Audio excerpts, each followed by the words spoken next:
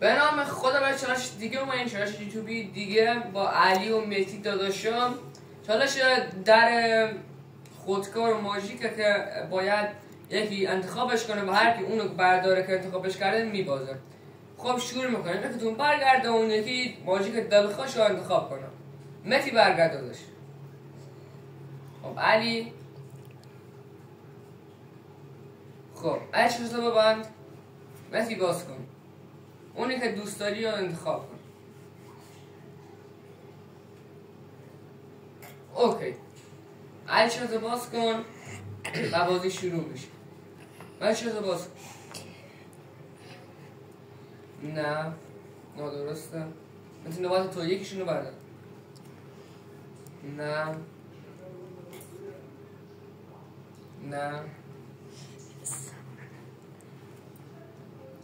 نه نه